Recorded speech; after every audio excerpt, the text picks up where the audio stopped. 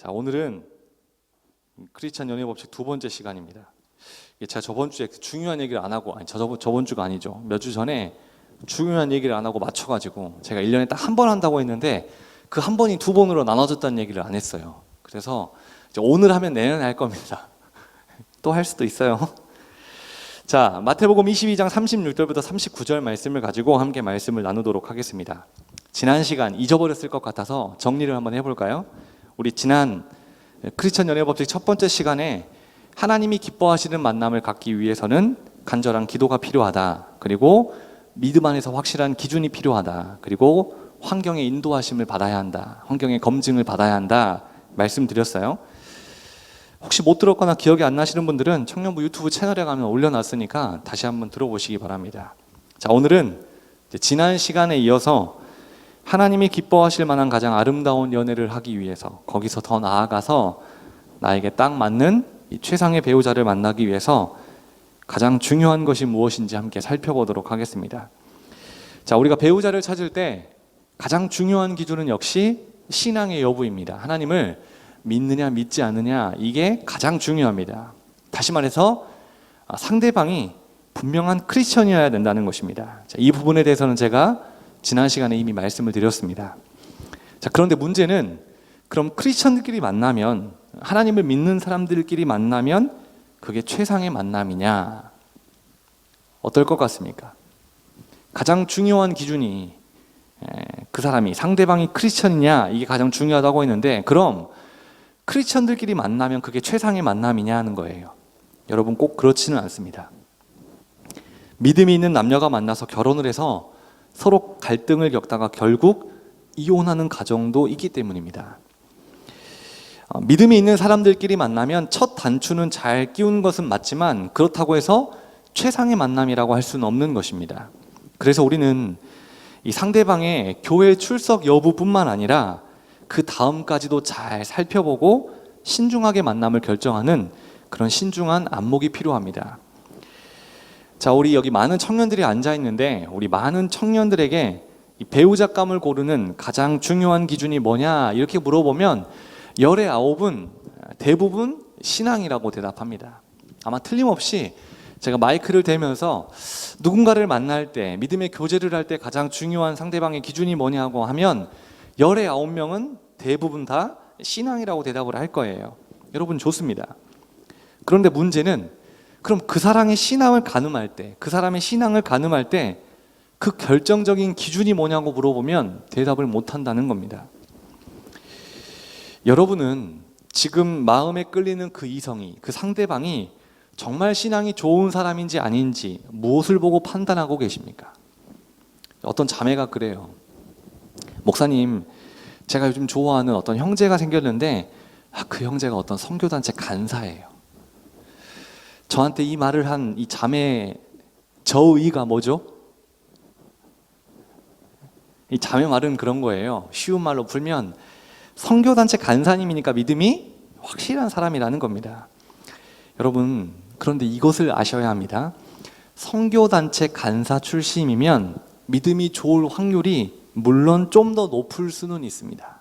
그렇지만 꼭 그 사람의 믿음이 좋다라고 말할 수도 없습니다. 선교단체 간사 출신 중에서도 신앙과 인격이 정말 아닌 사람들도 제가 많이 봐왔습니다. 사역자들도 마찬가지입니다. 무슨 말이냐면 타이틀에 속지 말라는 겁니다. 그리고 또 어떤 청년들은 와서 그래요. 목사님, 제가 지금 교제하고 있는 그 사람이 어떤 큰 교회에서 성경 공부를 3단계까지 마쳤대요. 4단계까지 마쳤대요. 그리고 전에 그 형제가, 그 자매가 청년부 회장까지 했대요. 이 이야기를 하는 또 저의가 뭐죠? 이 정도면 신앙이 검증된 사람 맞죠? 저한테 묻는 거예요. 결론부터 말씀드리자면 앞서 말씀드렸던 것처럼 화려하게 보이는 이력에도 여러분들 쉽게 속아 넘어가면 안 됩니다. 물론 그런 신앙의 이력이 있으면 없는 것보다야 훨씬 좋습니다만 그 이력 자체를 믿음의 크기와 동일시하는 실수를 범하면 안 된다는 것입니다. 여러분, 무엇이든지 과거는 큰 의미가 없습니다. 이 말은 여러분들 잘 새겨 들으셔야 돼요. 이미 지나버린 신앙의 이력들은 아무 의미가 없습니다. 내가 전에는 어땠고, 내가 전에는 청년부에서 뭘 했고, 내가 전에는 교사에, 내가 전에는 찬양팀에, 리더에, 심지어 회장까지 했다고 해도 그건 지난 신앙의 이력입니다. 과거의 신앙의 이력이라는 거예요. 이런 것들이, 이런 이력들이, 지나버린 과거의 신앙의 이력들이 지금 그 사람에게, 그 사람의 신앙을 보장해 주지 않습니다. 여러분, 사람은 언제든지 바뀔 수 있습니다. 한 사람의 신앙도 마찬가지입니다. 과거와 지금이 얼마든지 뒤바뀔 수 있다는 것입니다. 실제로 과거에 청년부 회장까지 했던, 저하고 같이 청년부 회장을 했던 청년들 중에 지금 신앙생활 자체를 안 하고 있는 청년들도 있습니다. 과거에 저하고 그렇게 봉사 열심히 하고 하나님 뜨겁게 섬겼던 그 청년들 중에 지금 겨우 주일 예배 겨우 나왔는데 코로나 때문에 그나마도 안 하고 있는 청년들 많습니다. 이게 우리의 현실입니다. 그래서 우리 청년들이 과거 신앙의 이력에 너무 마음 뺏기지 말라고 말씀을 드리는 겁니다.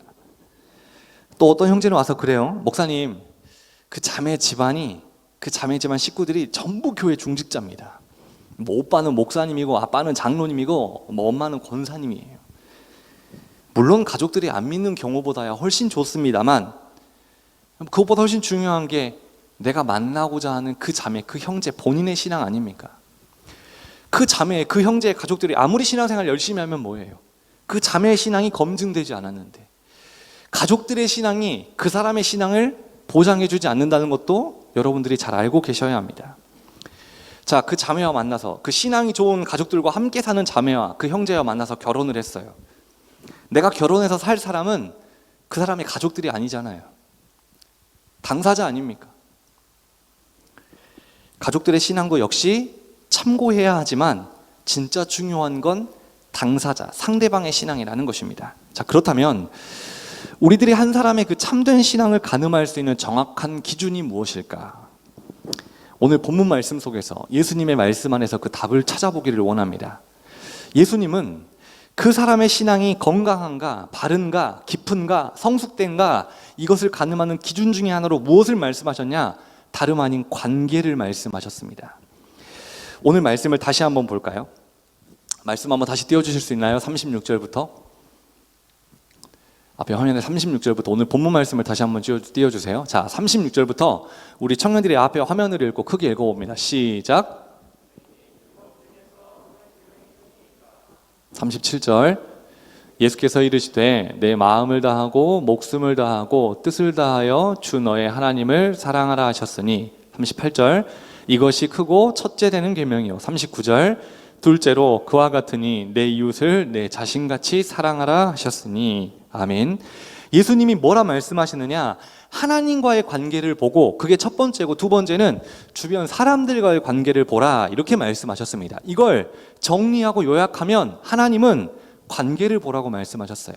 그 사람의 신앙이 건강한지, 바른지, 깊은지, 성숙했는지, 그것을 가늠하는 기준 중에 하나로 관계, 하나님과의 관계, 사람들과의 관계를 보라, 이렇게 말씀하셨습니다. 자, 오늘 본문 말씀을 보면 한 율법사가 예수님께 찾아와서 예수님께 이렇게 묻습니다. 36절을 보면 예수님, 율법 중에서 어떤 계명이 큰 계명입니까? 이렇게 물어요. 자, 이 말을 다른 말로 표현하자면 구약 성경 중에서 가장 중요한 핵심 내용이 무엇입니까? 이렇게 물었다는 거예요. 그때 예수님께서 뭐라 대답하시냐? 성경과 신앙의 가장 중요한 기준이 이것이다 라고 말씀하시는데, 우리 37절부터 39절 말씀을 제가 읽도록 하겠습니다. 예수께서 이르시되 내 마음을 다하고 목숨을 다하고 뜻을 다하여 주 너의 하나님을 사랑하라 하셨으니 이것이 크고 첫째 되는 계명이요 둘째도 그와 같으니 내 이웃을 내 자신같이 사랑하라 하셨으니. 자, 이 말씀을 쉽게 말하자면 신앙의 가장 중요한 기준은 하나님을 사랑하는 것, 그리고 또 한 가지는 이웃, 주변을 사랑하는 것, 주변 사람들을 사랑하는 거라는 겁니다. 신앙의 가장 중요한 기준이 바로 관계라고 성경은 우리에게 말씀합니다.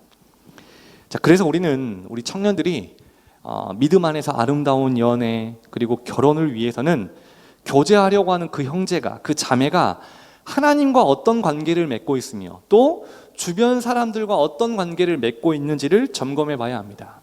바라기는 오늘 이 시간을 통해서 말씀이 우리에게 알려주는 분명한 기준을 깨닫고 그 말씀을 기준 삼아서 귀한 만남을 준비하고 시작할 수 있게 되기를 주님의 이름으로 축원합니다. 자, 우리 첫 번째로 살펴볼 것은 내가 교제하려고 하는, 내가 만나고자 하는, 내가 연애하고자 하는 그 사람이 하나님을 사랑하는 사람인가, 이것을 체크해 봐야 합니다. 자, 하나님을 사랑하는 사람인가, 이건 단순히 그 사람의 신앙이 있느냐 없느냐의 문제가 아닙니다. 다시 말씀을 보세요.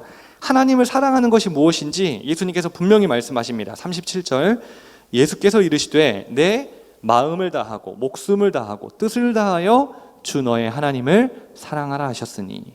자, 예수님께서 하나님을 사랑하라고 할 때 그냥 사랑해라 이렇게 말씀하지 않으셨어요. 37절을 보면 마음을 다하고 목숨을 다하고 뜻을 다해서 사랑하라 이렇게 말씀하셨습니다. 이 짧은 한 절에 다하라는 말이, 표현이 3번이나 반복되어 있습니다. 하나님을 사랑한다는 것은 곧 내 모든 것을 다 드리는 것이다. 예수님이 이렇게 말씀하셨다는 겁니다. 내가 교제하고자 하는, 내가 연애하고자 하는, 만나려고 하는 그 사람이 하나님을 오늘 말씀에 비유하자면 온 마음과 몸과 뜻을 다해서, 쉽게 하나님께 올인한 사람인지 아닌지를 체크해 봐야 하는데, 왜 우리가 이것을 체크해 봐야 하느냐? 첫 번째로 하나님께 올인한 사람이, 쉽게 말해서 하나님께 올인한 사람만이 교제할 상대에게도 올인할 수 있기 때문입니다. 다시 잘 들으세요.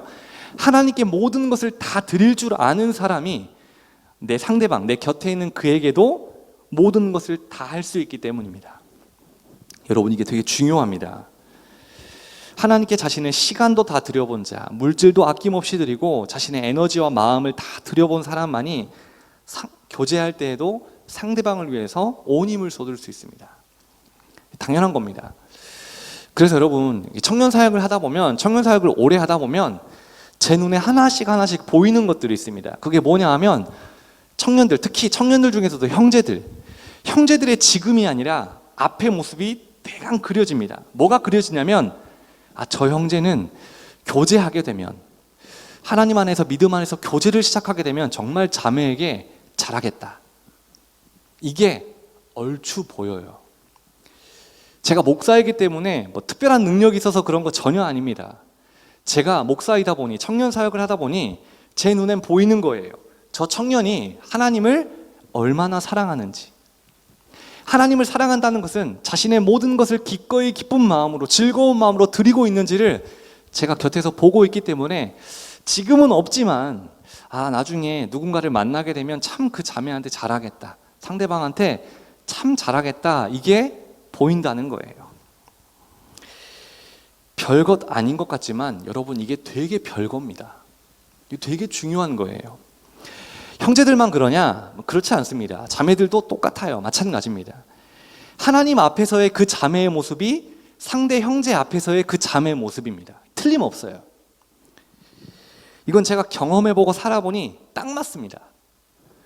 하나님 앞에서 자기 문제를 내어놓고 또 자기 선택권과 결정권을 내어놓고 하나님께 그것들을 맡기며 하나님이 말씀하신 대로 선택하고 결정하고 나아가는 자매가 형제와 교제할 때에도 꼭 그렇게 합니다.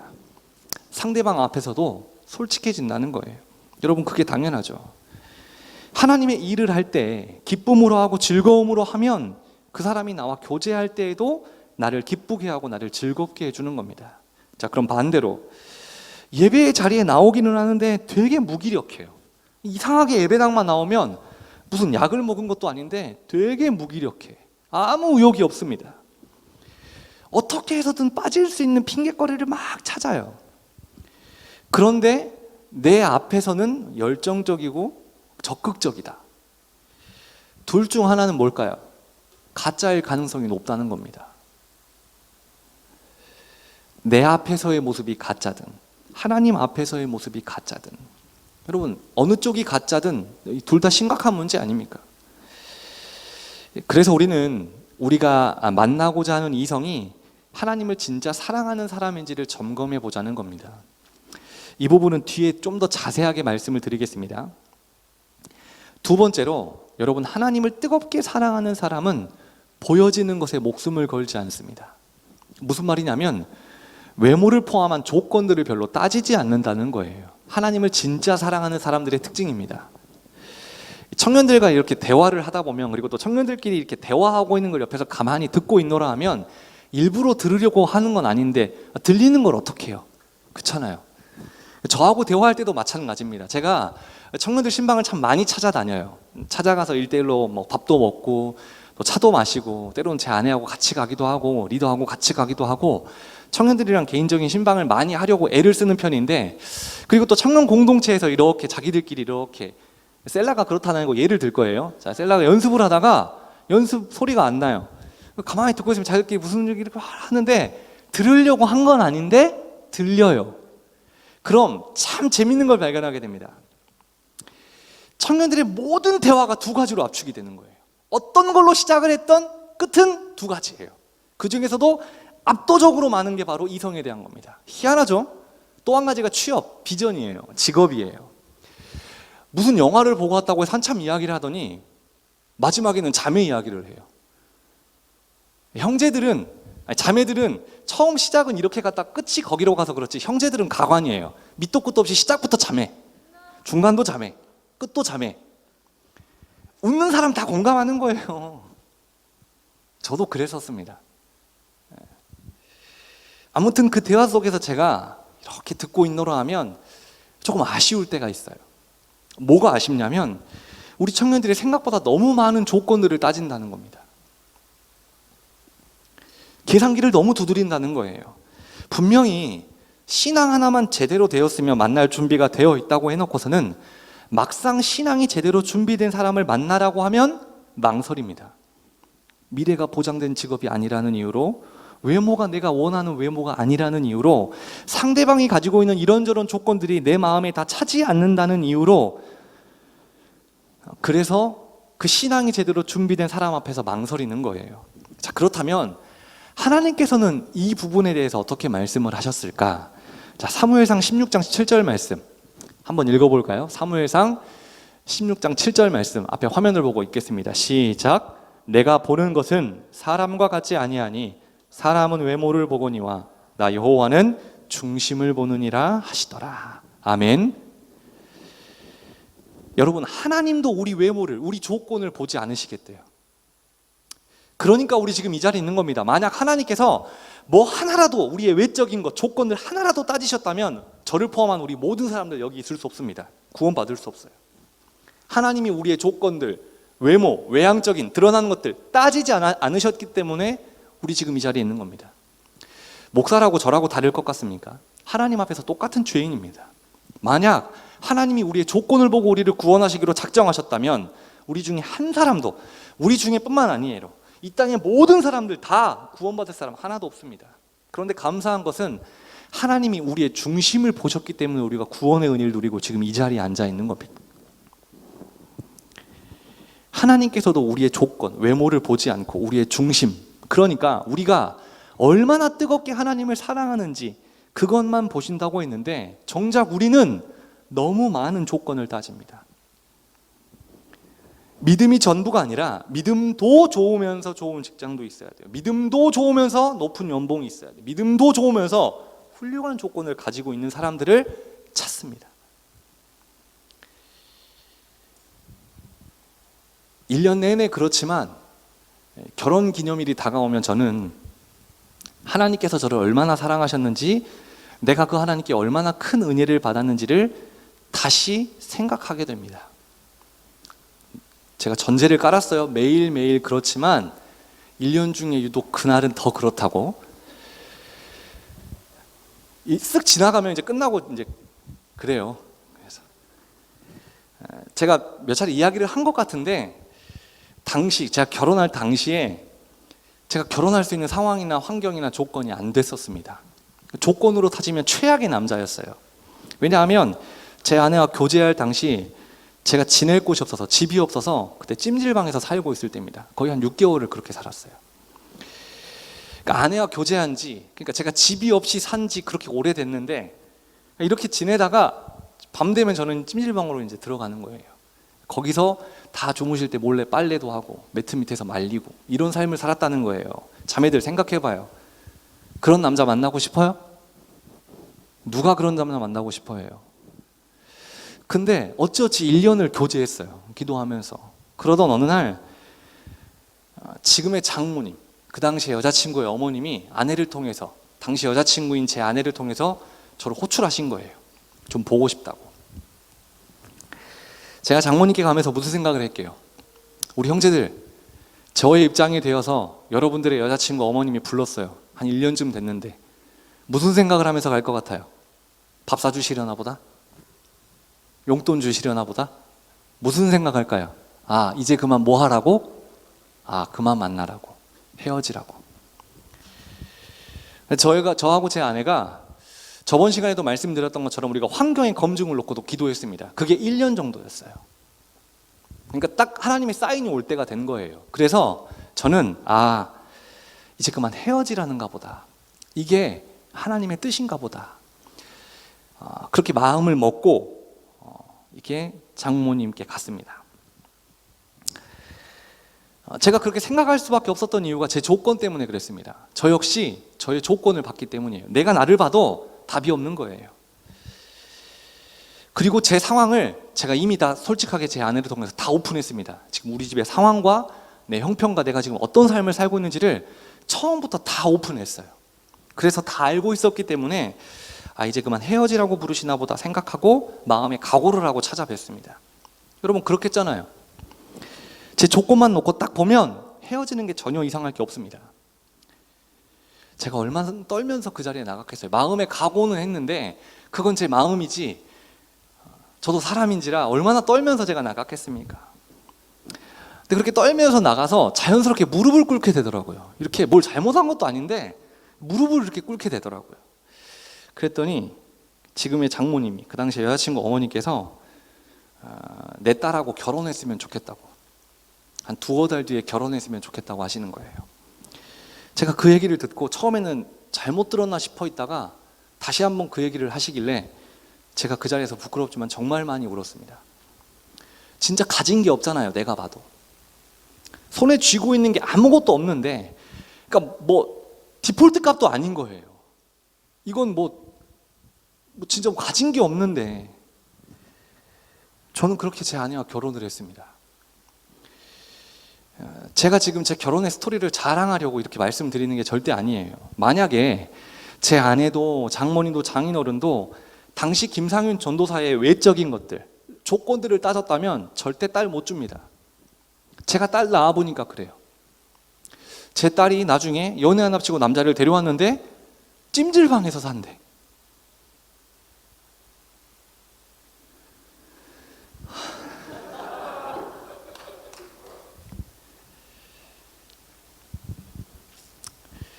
아직 제가 성화가 덜 돼서 그래요, 여러분.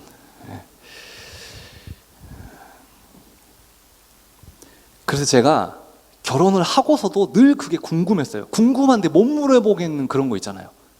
궁금한데 못 물어보겠는 거예요. 그래서 선녀와 나무꾼의 동화를 기억해내고 첫째를 낳고 명절 때쯤으로 기억하는데 제가 아무렇지도 않게 쓱 물어봤어요. 근데 어머니 아버님 그때 뭐 보고 결혼시키셨냐고. 그랬더니 제정신이 아니었던 것 같다고 그러시면서 제 아내도 그렇고 저희 장모님 장인어른도 똑같은 얘기를 하셨어요. 그 당시에 김상윤 전도사가 아니라 5년 뒤 10년 뒤에 김상윤 전도사를 보고 결혼을 시켰다는 거예요. 제 조건이 아니라 제가 그때 교회 안에서 하나님을 얼마나 사랑했는지를 보셨다는 겁니다. 너무너무 기쁘고 즐겁게 사역을 하고 하나님을 사랑하는, 가진 거 쥐뿔도 없으면서 하나님 사랑하고 섬길 때만큼은 누구보다 빛났던 그 사람을 내 사이로 삼고 싶었다는 거예요.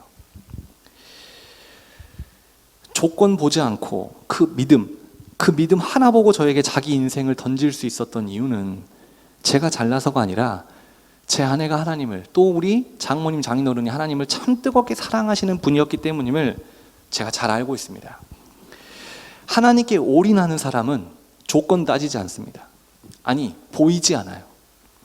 정말 그 사람은 나처럼 그 사람이 하나님께 올인하고 있는가, 하나님을 그렇게 뜨겁게 사랑하고 있는가, 이것만 봅니다. 그 사람의 중심을 본다는 거예요. 세 번째로, 하나님을 뜨겁게 사랑하는 사람들의 특징은 하나님을 두려워하지 사람 두려워하지 않는다는 겁니다. 당연한 말이지만 하나님을 뜨겁게 사랑하는 사람들이 하나님이 어떤 분인지를 잘 압니다. 그렇잖아요. 우리도 사랑하면 그 사람에 대해서 더 많이 알게 돼 있어요. 마찬가지입니다. 하나님을 뜨겁게 사랑하는 사람이 하나님이 어떤 분인지를 잘 알고 있습니다.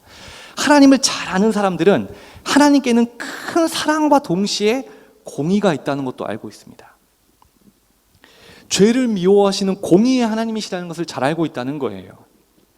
그래서 그들은 하나님 앞에서 죄를 짓지 않기 위해서 정말 발버둥을 칩니다. 하나님을 두려워할 줄 안다는 거예요. 여러분, 오늘날 미혼 크리스천 청년들이 교제할 때 사탄 마귀가 가장 많이 틈타는 부분이 어딜까요? 여러분들이 생각하는 그거 맞아요. 성이에요. 혼전순결입니다. 이 혼전순결이라는 단어가 나오면 이렇게 생각하는 사람들이 있어요. 지금 시대가 어느 시대인데 아직도 그런 얘기를 하시나? 혼전순결을 지키는 게 가능하기나 하나? 좋습니다.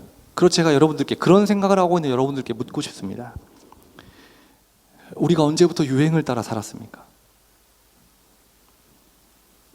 언제부터 세상 사람들이 맞다고 하면 맞다는 삶을 살았고 세상 사람들이 틀리다고 하면 틀린 삶을 살았습니까? 하나님께서 언제 세상이 다 하면 너희도 해라, 언제 그렇게 말씀하셨습니까? 성경 어디에 그렇게 쓰여 있어요? 만약 찾으면 저한테도 알려주세요. 어느 날 오래된 일이에요. 제가 예전에 사역하던 교회에서 알고 지냈던 한 자매에게서 연락이 왔습니다. 꼭 저를 만나고 싶다는 거예요.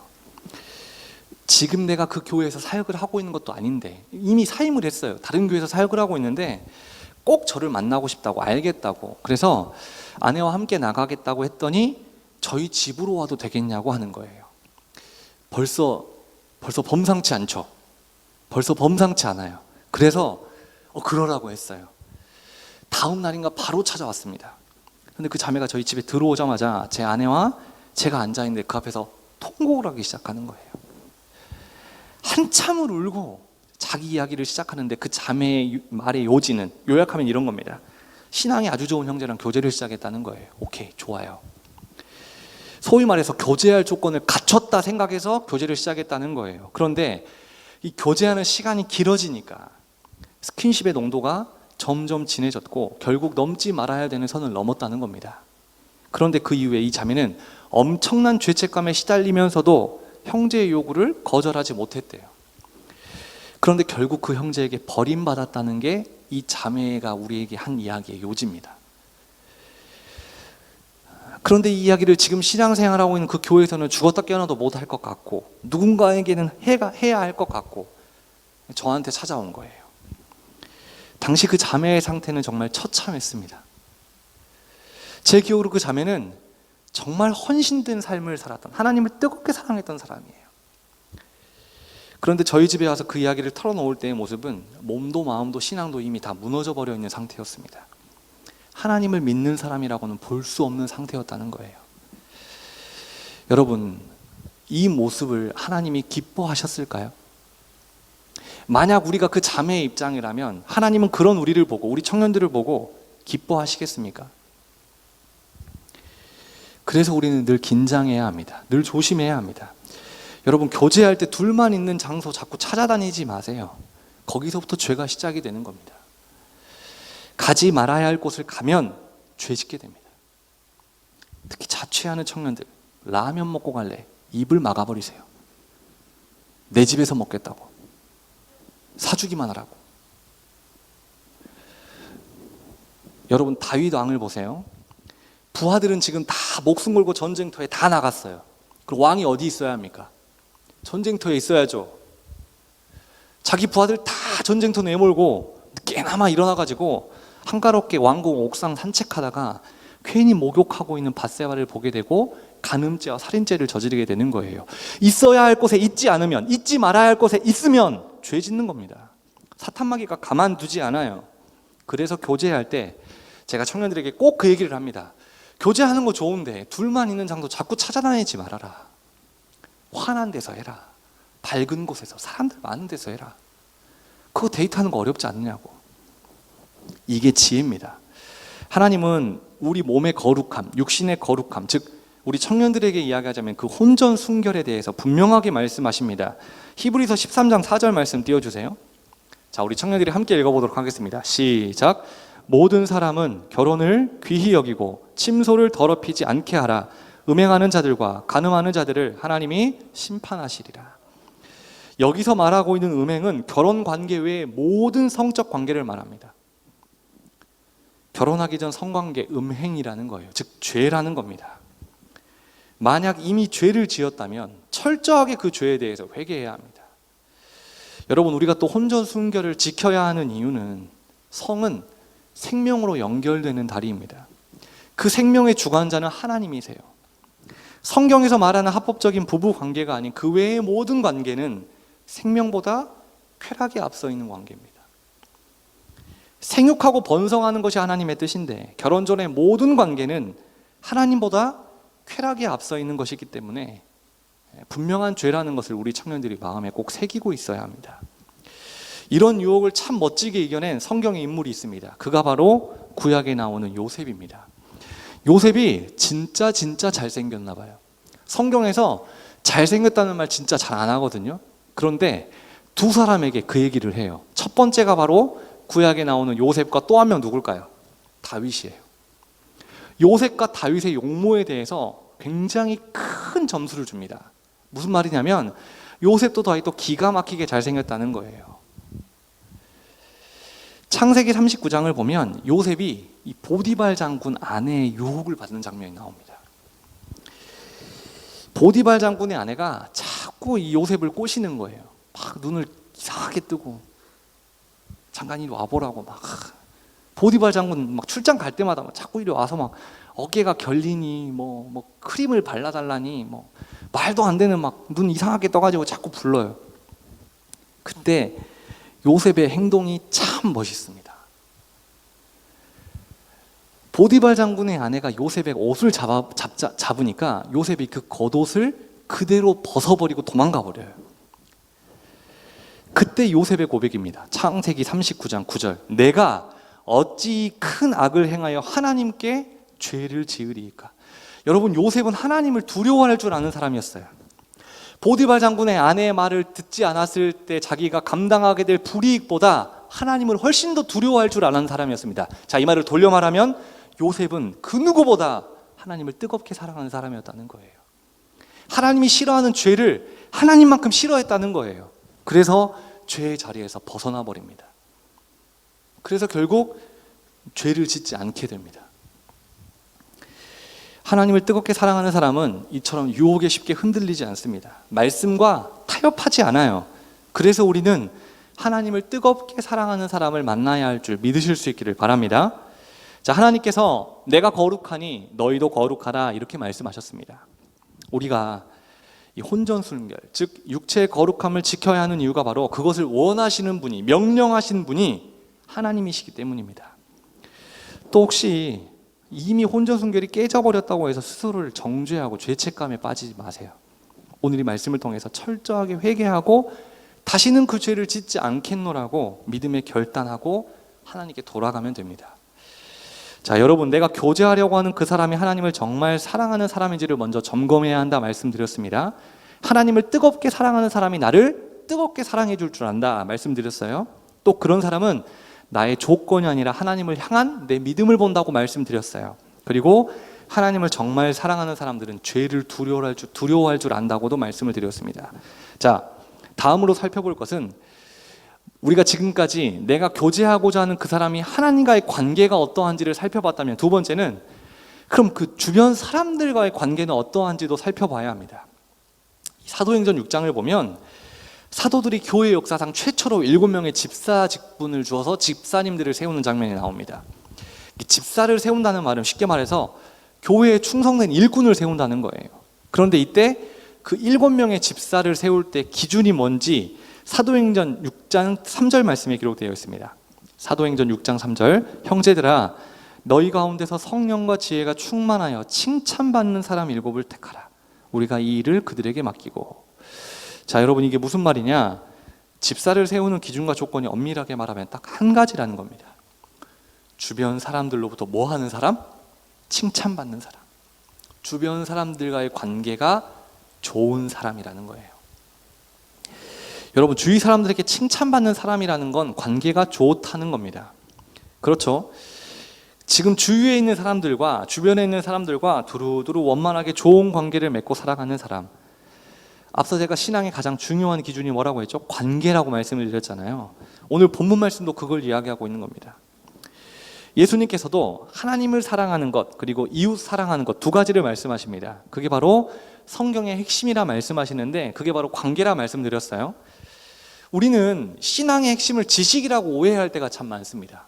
여러분, 그렇지 않아요. 성경 공부 많이 한다고 해서 무조건 신앙이 좋다고 말할 수 없습니다.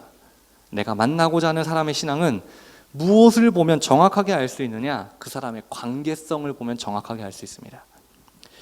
갈라디아서 5장을 보면 성령의 9가지 열매들이 나옵니다. 뭐 사랑, 뭐 희락, 화평, 오래 참음, 9가지 열매들이 쭉 나오거든요.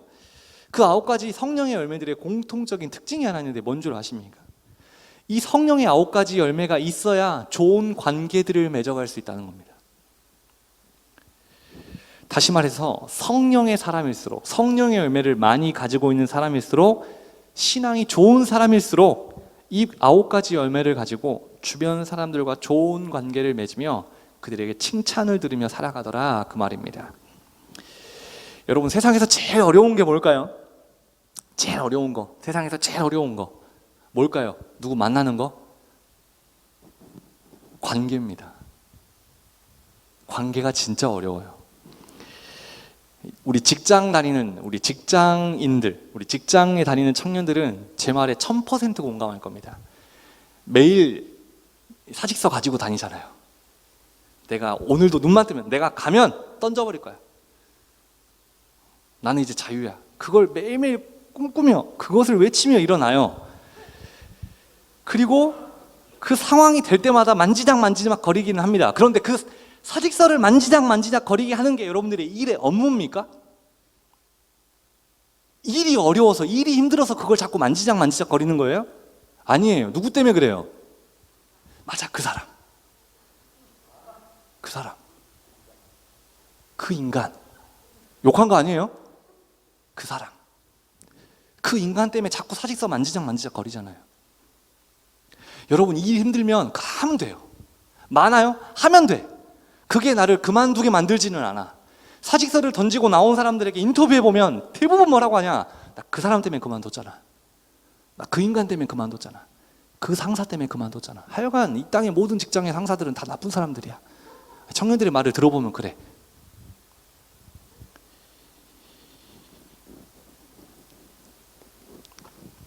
여러분,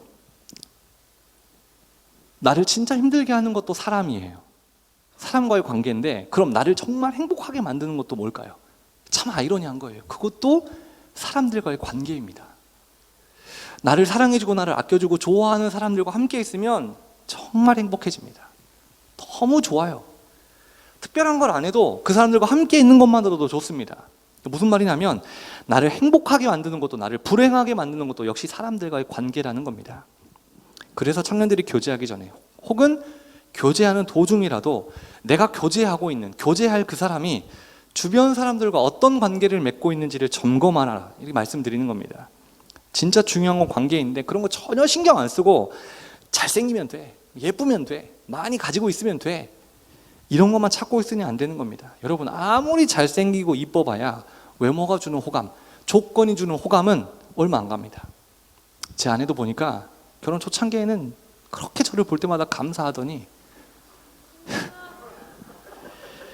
이제 그냥 그런가 보다 해요.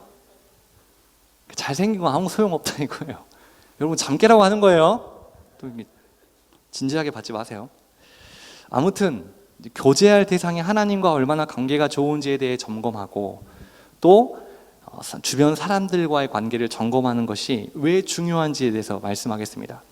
저번에도 이야기했던 것처럼 소위 말해서 서로 썸을 타고 있을 때 서로가 서로에게 잘 보이기 위해서 별짓 다 합니다. 여러분, 공작새들이 이 수컷이 이 암컷의 호감을 받기 위해서 자기 큰 날개를 사정없이 쫙 펴고 막 흔들어 제낍니다. 자, 그런 거 보면 짠해요.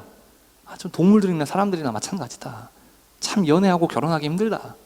잘 보이려고 하는 거예요, 상대에게. 내가 호감을 갖는 상대에게 잘 보이려고 그렇게 애를 쓰는 거예요. 우리도 그렇잖아요. 상대에게 호감을 보이기 위해서, 나를 어필하기 위해서 좋은 모습만 보여주려고 합니다. 그런데 그 모습은 호감을 사기 위한 진짜 내 모습이 아닐 가능성도 굉장히 클까요, 작을까요? 큽니다. 그래서 그 사람이 진짜 어떤 사람인지 알려면 주변을 살펴봐야 돼요. 첫 번째로 교회 안에서의 관계를 살펴보세요. 교회는요, 정말 다양한 사람들이 모여 있는 곳입니다. 여러분들이 속해 있는 가족들만 생각해 보세요. 서로 자라온 환경 다르죠. 뭐 생각하는 것 다르죠. 좋아하는 것 다르죠. 싫어하는 것 다르죠. 그렇지 않으세요? 여러분들 가족장에게 감사하세요. 여러분, 그런 여러분들을 데리고 어떻게든 하려고 하잖아. 다 달라요. 다양한 사람들이 모여 있어요. 그래서 나와 단둘이 있을 때의 모습이 아니라 내가 호감을 갖고 있는 그 사람이 교회 공동체 안에서, 교회 안에서 어떤 관계를 맺고 있는지를 보면, 살펴보면 대충 답이 나옵니다. 내가 호감을 갖고 있는 그 사람이 교회 공동체 안에서, 소그룹 안에서 다른 사람들과의 관계가 썩 좋지 못하다. 여러분, 그 만남 생각해 봐야 하죠. 어떤 만남을 갖기 전에 그 사람에 대한 주변 평판이 참 중요합니다. 내 앞이 아니라 자기의 이익과는 관계없는 다른 곳에서의 그 사람 모습이, 공동체 안에서의 그 사람의 모습이, 또 주변 사람들의 그 사람을 향한 평판이 중요합니다. 하나님과의 관계가 긴밀한 사람, 하나님과의 관계가 좋은 사람은 사람들과의 관계가 좋을까요, 안 좋을까요? 좋을 수밖에 없습니다. 하나님과의 관계가 좋은데 교회 공동체 안에서의 관계가 안 좋다, 말이 안 되는 거예요. 하나님과의 관계는 안 좋은데 교회 공동체 안에서의 관계가 좋다? 이것도 말이 안 돼요. 그거 같이 가는 겁니다. 그래서 주변 사람들, 교회 안에서의, 공동체 안에서의 그 사람의 평판도 확인해야 된다는 거예요. 점검해 봐야 된다는 겁니다. 여러분, 사도행전 10장에 백부장 고넬료가 등장하거든요. 고넬료는 이방 사람입니다. 즉 하나님을 처음부터 믿었던 사람이 아니에요. 이방 사람이라는 거예요. 하나님을 몰랐던 사람인데 하나님께서 그 가정에 구원의 은혜를 베풀어 주십니다. 그런데 중요한 건 그 이방인, 하나님을 모르고 살았던 고넬료에 대한 주변 유대인들, 즉 하나님을 믿는 사람들이 고넬료를 어떻게 평가했는지가 성경에 기록되어 있는데 이게 중요합니다. 자, 사도행전 10장 22절 말씀 한번 읽어볼까요? 시작. 그들이 대답하되 백부장 고넬료는 의인이요 하나님을 경외하는 사람이라 유대 온 족속이 칭찬하더니. 하나님을 경외하는 사람들은 주변 사람들에게도 칭찬받는 게 당연한 겁니다. 성경이 그걸 증명하고 있습니다. 여러분, 신앙 공동체 안에서의 관계를 점검하는 것, 확인하는 것, 그것도 여러분들이 이성교제, 여러분들의 교제, 여러분들의 연애에도 큰 도움을 줄 수 있다는 것을 기억하고 바른 기준으로 아름다운 만남을 시작할 수 있기를 바랍니다. 자, 마지막으로 관계를 점검해 봐야 한다고 했는데 주변 사람들과의 관계를 점검해 봐야 한다는데 첫 번째는 교회 안에서의 관계를 점검해 보라 말씀드렸죠. 그 다음 점검해야 될 거 어디서 확인해야 될까요? 교회 밖입니다. 교회 안에서와 교회 밖에서의 모습이 다른 사람들이 생각보다 많습니다. 앞서 혼전 순결을 지키지 못하고 그 애인과 헤어져서 저에게 찾아왔던 자매 이야기 기억나시죠? 그 자매도 마찬가지예요. 교회 안에서와 교회 밖에서의 모습이 달랐던 겁니다. 근데 이런 사람들이, 이런 청년들이 너무너무 많다는 거예요. 그래서 교회 밖에서의 그 사람의 모습도 점검해 봐야 한다는 겁니다. 그 사람이 직장 안에서 다른 동료들과 어떤 관계를 맺고 있는지, 또 학교에서는 어떤 관계를 맺고 있는지, 내가 없는 그 자리에서 그 주변 사람들과 어떤 관계를 맺고 있는지 보면 대충 압니다. 내가 호감을 갖고 있는 상대방이 직장 동료와 또 학교 친구들을 너무너무 사랑하고 있는지를 점검해 보라는 거예요. 물론 모든 관계가 다 원만할 수는 없습니다. 여러분, 그런 사람 없어요. 그런 사람은 없습니다만 내게 주어진 관계 안에서 하나님이 주신 지혜를 가지고 늘 선한 영향력을 끼치려고 하는가를 점검해 보라는 겁니다.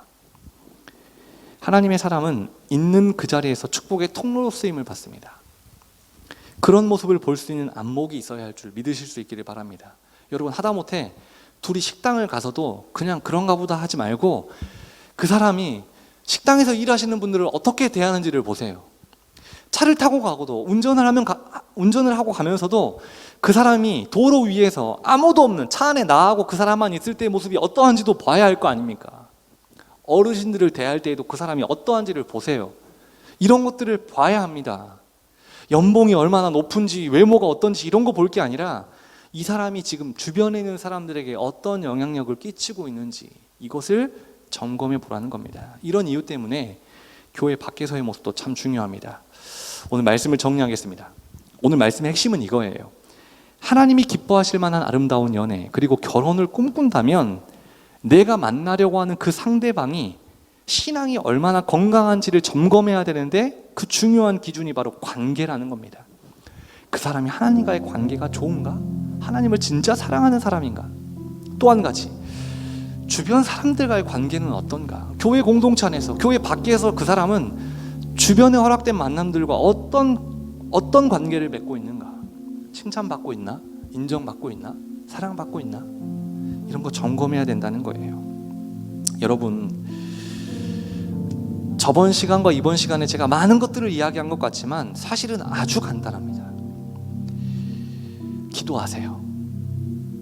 여러분들 미래의 배우자를 위해서 기도하세요.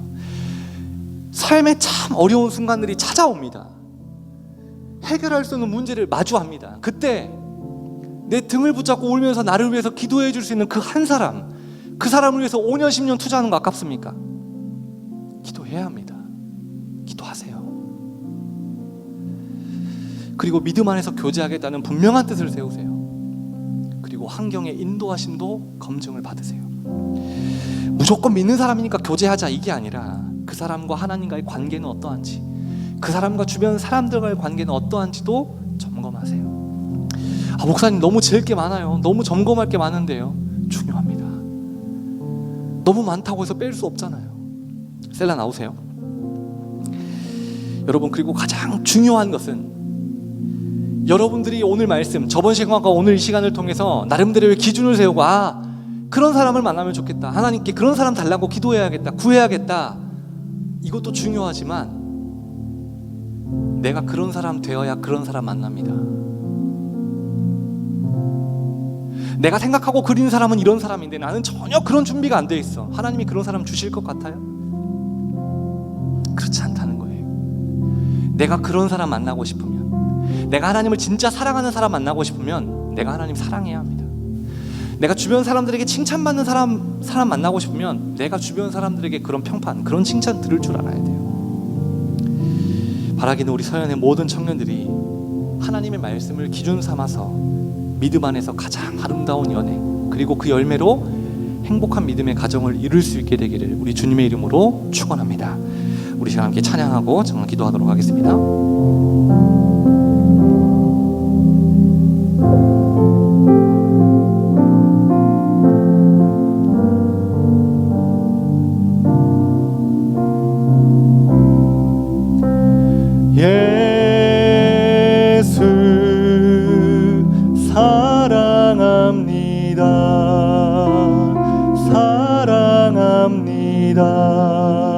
온 마음 다하여 오직 주님 한 분만 간절히 더 원합니다. 예수 사랑합니다. 예수 사랑합니다. 사랑합니다. 온 마음 다하여 오직 주님 한 분만 간절히 더 원합니다.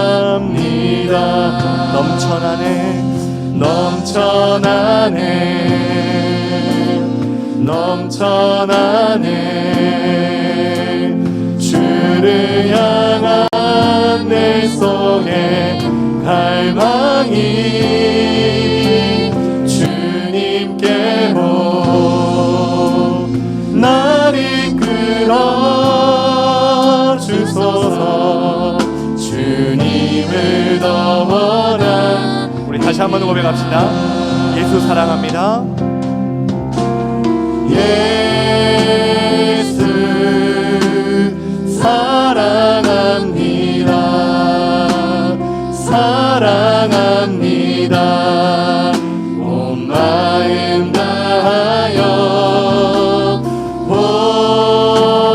오직 주님 한 분만 간절히 더 원하. 우리 한 번 더 마음 다해 고백합시다. 예수 사랑합니다. 예수 사랑합니다. 사랑합니다. 온 마음 다하여 오직 주님 한 분만 간절히 더 원하. 사랑이 우리 안에 넘쳐나기를 소원합니다. 넘쳐나네 넘쳐나네. 주를 향한 내 속에 갈망이 주님께로 날 이끌어 주소서. 주님을 더 원하. 넘쳐나네 넘쳐나네 넘쳐나네. 주를 향한 내 속에 갈망이 주님께로 날 이끌어 주소서. 주님을 더 원하. 밤이나 낮이나 밤이나 낮이나 어제나 오늘도 영원히 주만 찬양해. 괴롭고 슬플 때 낭만하여 넘어져도 언제나 주만 찬양하. 밤이나 낮이나 밤이나 낮이나 어제나 오늘도 영원히 주만 찬양해. 괴롭고 슬플 때 낭만하여 넘어져도 언제나 주만 찬양해.